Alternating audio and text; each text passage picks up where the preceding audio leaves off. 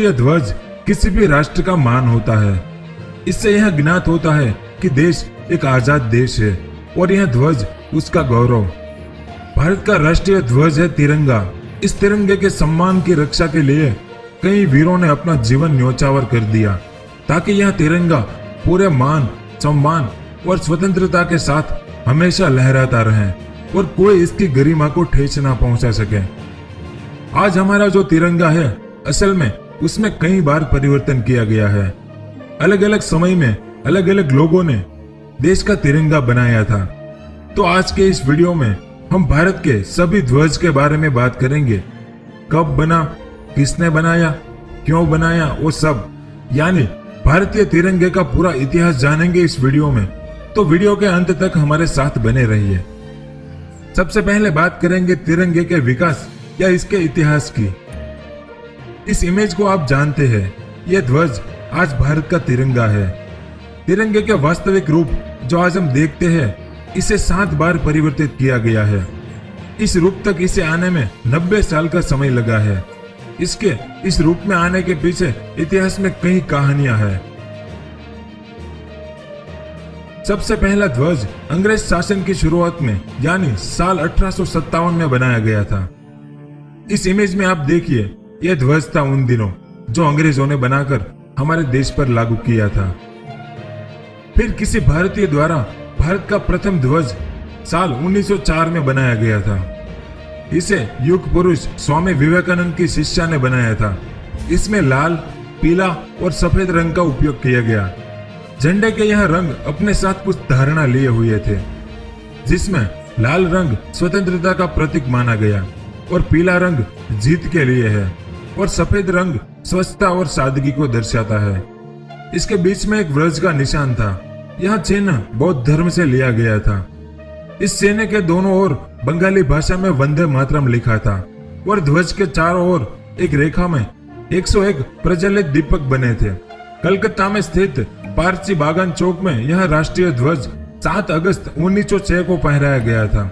इस ध्वज का एक संस्करण था। कुछ लोग इस ध्वज को पहला ध्वज बताते हैं। यह ध्वज आयत के आकार का 3 रंगों से बना था। इसमें लाल, पीला और हरा रंग शामिल था। इसमें सबसे ऊपर हरे रंग में पंक्ति में कमल विद्यमान थे। इसके नीचे पीला रंग था जिस पर वंदे मातरम लिखा हुआ था और सबसे आखिर में लाल रंग पर एक और चांद और एक और सूरज बना हुआ था।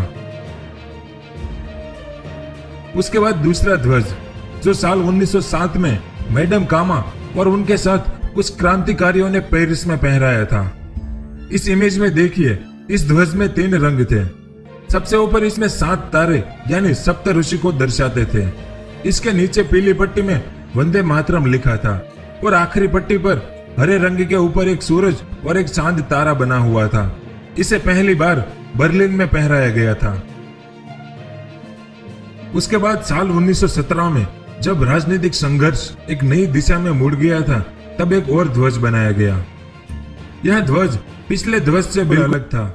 इस ध्वज में 5 लाल और 4 हरी क्षेत्रीय पट्टियां थी और 7 तारे जो कि सप्त ऋषि को दर्शाते थे।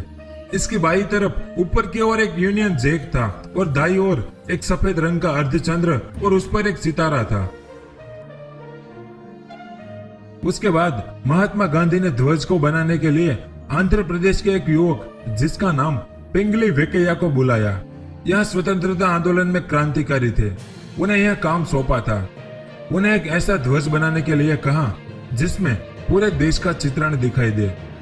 इस युवक ने 5 साल में 50 देशों के झंडों का अध्ययन किया और साल 1921 में एक झंडा बनाया जिसमें 2 रंग थे, एक लाल और एक हरा।